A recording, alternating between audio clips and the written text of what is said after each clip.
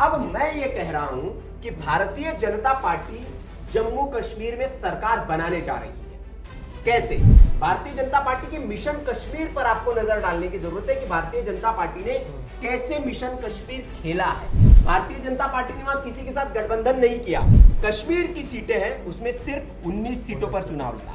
कि घाटी में जो हमारे वैचारिक जो निर्दलीय लोग हैं और जो कुछ पार्टी के लोग हैं उनसे हमारी वैचारिक प्रतिबद्धता और वो हमारे साथ आएंगे चुनाव के बाद।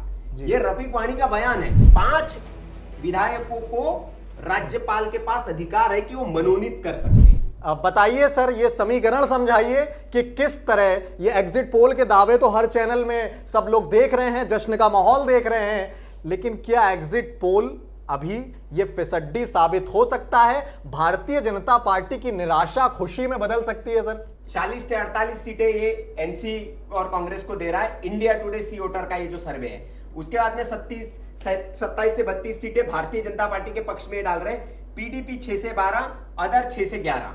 ठीक है, इस आंकड़े पर जरूर गौर फरमाइएगा, ये बहुत इंपॉर्टेंट होने वाला है। हाफ वे मार्क एक है, ये भास्कर रिपोर्ट्स पोल है, ये इंडिया टुडे के हाफ वे मार्क जो है ये 35 से 40। अब देखिए दोनों में अंतर देखिए कितना आप है। ये 40 से 48, 35 से 40। ये 2732 कह रहा है, ये 20 से 25 कह रहा है। कंफ्यूजिंग आंकड़े हैं। 6 से 12, 4 से 7, इस आंकड़े को मिला लीजिए। और अदर यहां देखिए 12 से 18, ये 6 से 11 दे रहे हैं। अब तीसरा भी है रिपब्लिक गुलिस्तान न्यूज। इस पर गौर फरमाने की जरूरत है क्योंकि गुलिस्तान नेटवर्क जो है जम्मू कश्मीर का बहुत पुराना नेटवर्क है और बहुत फैला हुआ नेटवर्क है। जमीनी नब्ज को समझते हैं। ये तो सब दिल्ली से बैठकर एसी में वहां कुछ वक्त के लिए गए हैं, ये लोकल वहां का नेटवर्क है। ये कह रहा है कि 28 से 30 भारतीय जनता पार्टी, 28 से 30 सेम एनसी, 5 से 7 पीडीपी, कांग्रेस 306। इन्होंने अलग अलग किया है। इनमें देखिए कांग्रेस को जिस सीटें मिल रही 3 से 6, अगर इसमें मिला भी देते हैं तो 28 3 31 या 36 ज्यादा से ज्यादा, और अन्य को दिया इन्होंने 18 से 16। अब मैं ये कह रहा हूं कि भारतीय जनता पार्टी जम्मू कश्मीर में सरकार बनाने जा रही है। कैसे? देखिए पहली बार 370 हटने के बाद अगर आप देखेंगे तो जम्मू कश्मीर, हम गए ग्राउंड पे, जम्मू रीजन की अगर हम बात करेंगे, तो वहां पर भारतीय जनता पार्टी को पहले से उम्मीद थी। भारतीय जनता पार्टी के मिशन कश्मीर पर आपको नजर डालने की जरूरत है कि भारतीय जनता पार्टी ने कैसे मिशन कश्मीर खेला है। अगर हम बात करें भारतीय जनता पार्टी के प्लान कश्मीर की, तो दर्शकों को शायद पता है, नहीं पता है कि भारतीय जनता पार्टी को ये जो सीटें मिलती हुई आपको दिख रही है, ये पूरे 90 सीटों पर भारतीय जनता पार्टी ने चुनाव नहीं लड़ा है। जी, जो भारतीय जनता पार्टी ने वहां चुनाव लड़ा है, 43 सीटें जम्मू कश्मीर रीजन में आती है। जे&के रीजन की अगर मैं बात करूं, अगर हम दर्शकों को समझाने के लिए, बेसिकली 2 रीजन है वहां पर। एक जम्मू रीजन जिसको कहते हैं हम कश्मीर, हाँ नहीं, एक जम्मू रीजन हम कह सकते हैं इसको, ये हमने जम्मू रीजन जिसको हम कह सकते हैं, और एक है वहां पर घाटी जिसको कहते हैं कश्मीर, जिसको कश्मीर रीजन, जो जम्मू रीजन। 2 रीजन में अगर हम बांटते हैं इसको, तो 43 सीटें जो है जम्मू रीजन में पड़ती हैं और कश्मीर का जो रीजन है यहाँ 47 सीटें पड़ती हैं। तो इस तरह से टोटल मिला के ये 90 सीटें होती है। ये कुल 90 सीटें होती। तो 90 सीटों पर इन सारे दलों ने चुनाव लड़ा है, मतलब गठबंधन ने। भारतीय जनता पार्टी ने वहां किसी के साथ गठबंधन नहीं किया और भारतीय जनता पार्टी ये तो पूरे सीटों पर चुनाव लड़ी। 43 के 43 सीटों पर अपने उम्मीदवार उतारे प्रियांक बीजेपी ने, लेकिन जो कश्मीर की सीटें हैं उसमें सिर्फ 19 सीटों पर चुनाव लड़ा, बाकी की सीटें खाली छोड़ दी। क्यों? ये बड़ा सवाल है, लेकिन यही भारतीय जनता पार्टी का प्लान छुपा हुआ है। भारतीय जनता पार्टी के लिए इन सीटों पर कुछ प्यादे भारतीय जनता पार्टी के पहले से काम कर रहे थे, जो कुछ निर्दलीय चुनाव लड़े, कुछ अपनी पार्टी के साथ चुनाव लड़े, जैसे कि इंजीनियर राशिद, कहा भी गया कि भैया चुनाव से पहले इनको जेल से छोड़ा गया। आप सज्जाद लोन, अल्ताफ बुखारी है, गुलाम नबी आजाद साहब है, रफीक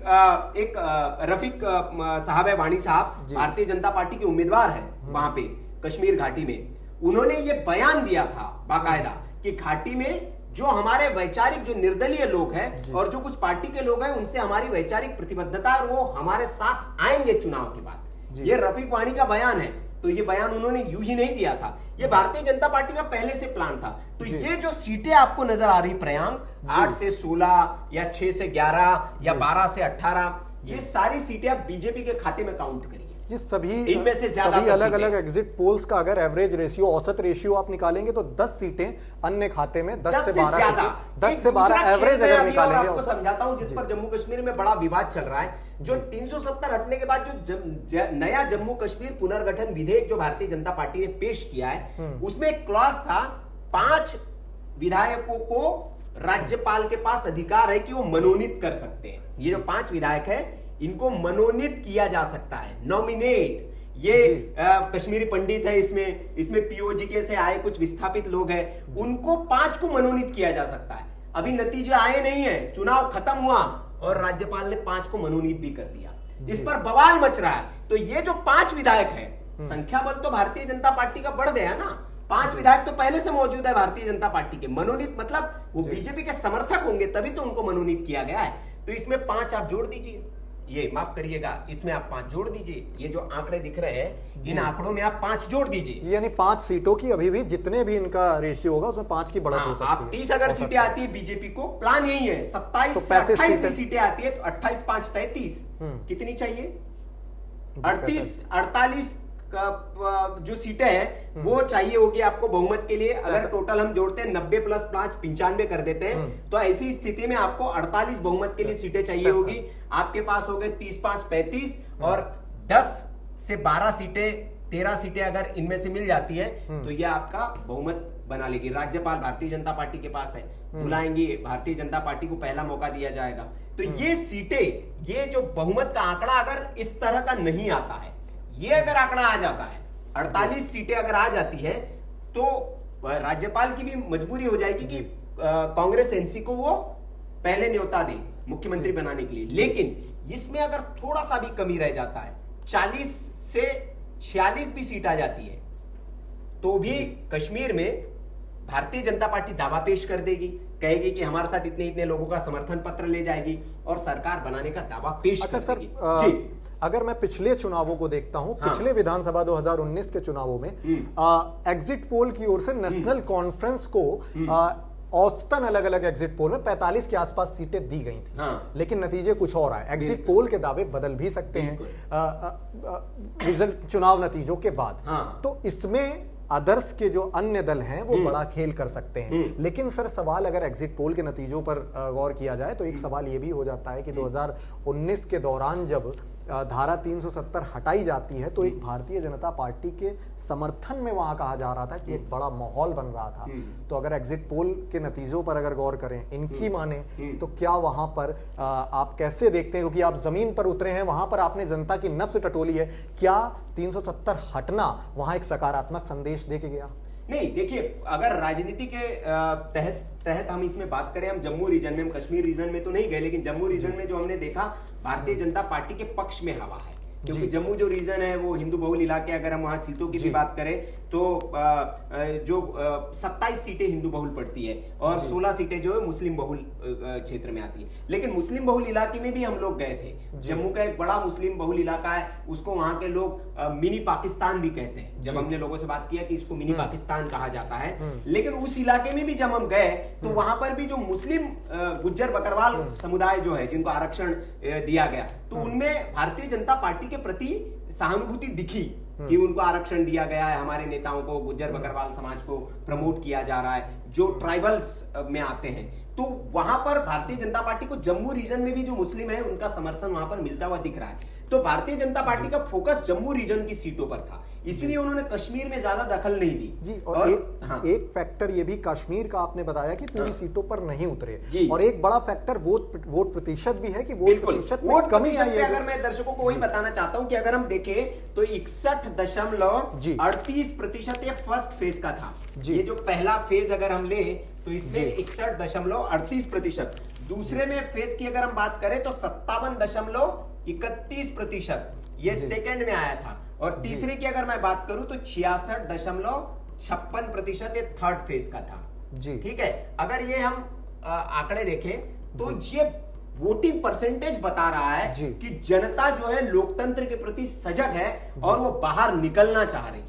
जी, और इतने प्रतिशत लोग अगर बाहर निकलकर वोट किया, और ये दोनों घाटी और कश्मीर दोनों का है, तो निकल कर रहे हैं, तो इसका मतलब है कि उनका लोकतंत्र में आस्था जागी है। और ये करारा तमाचा पाकिस्तान के मुंह पर भी था। तो ये पूरा कुल सिनेरियो है।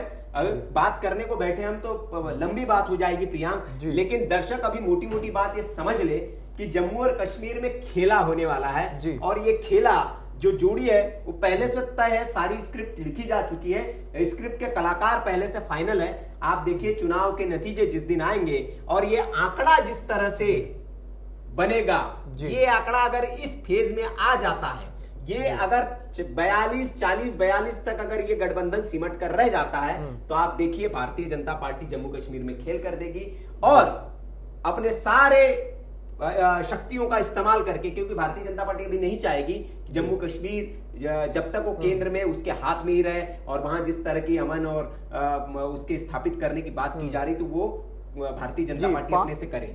पांच विधायक आप बता रहे हैं कि वो अभी भारतीय जनता पार्टी में नॉमिनेट हो सकते हैं। आपने जम्मू कश्मीर, अभी हरियाणा की परिस्थिति समझे, उससे पहले अंतिम दशा में आपसे ये भी समझे कि आपने जम्मू कश्मीर की स्थिति बताई, जम्मू की स्थिति बताई, जम्मू प्रांत की, कि वहां पर जो है भारतीय जनता पार्टी ने पूरा फोकस किया, कश्मीर में कम है। कश्मीर को भी आपने बारीकी से समझा, कश्मीर की सियासी परिस्थिति को। कश्मीर में कितनी सीटें आपके पोल के हिसाब से, कितनी सीटों की बढ़त बीजेपी को मिल सकती है, इस पर भी थोड़ा प्रकाश डालें। कश्मीर में भारतीय जनता पार्टी के लिए थोड़ा टफ होगा ये, जो आप जो आंकड़ा एग्जिट पोल में जो भारतीय जनता पार्टी को, क्योंकि धारा 370 का लागू होना एक बड़ा सकारात्मक संदेश कश्मीर में भी देखे गया। बिल्कुल, लेकिन वहां की परिस्थितियां अलग है प्रियांक। अगर आप जमीन पर जाएंगे तो जैसे मैंने कहा, कश्मीर में घाटी में इसीलिए भारतीय जनता पार्टी ने बहुत ज्यादा उम्मीदवार अपने नहीं उतारे, क्योंकि वहां का जो लोकल व्यक्ति है, जो लोकल पार्टीज है, सज्जाद लोन हो गए या राशिद इंजीनियर हो गए, और उनके साथ स्थानीय लोगों की, स्थानीय उम्मीदवार जिसको कहते हैं ना, तो स्थानीय लोगों के साथ उनके प्रति सहानुभूति है, उनको वो चाहते हैं कि हमारा नेता यहाँ का हमारा विधायक हो। तो भारतीय जनता पार्टी ने उसी स्ट्रेटेजी पर काम किया है और बैक द डोर उनको वहां पर, वो है भारतीय जनता पार्टी की उम्मीदवार, सिर्फ सिंबल उनका नहीं है, ये समझ सकते। जी चलिए, तो चुनाव नतीजे बताएंगे, आपका आंकड़ा, आपका विश्लेषण है, और ये एग्जिट पोल के जो नतीजे हैं फिसड्डी साबित हो सकते हैं। कांग्रेस का जो जश्न है वो शोक में भी बदल सकता है अगर सर के नतीजे जो हैं, जो विश्लेषण है उस पर, उस मापदंडों में अगर भारतीय जनता पार्टी की सरकार वहां पर खरी उतरती है, जो नतीजों में वो खरे उतरते हैं। खैर, हमारी अगली रिपोर्ट आएगी अभी बहुत जल्द, हम फिर जुड़ेंगे आपके साथ हरियाणा के एग्जिट पोल को लेकर, नतीजों को लेकर। मैं प्रियंक वाजपेयी हूं आपके साथ, शुक्रिया, नमस्कार। वीके न्यूज, राष्ट्र के नाम।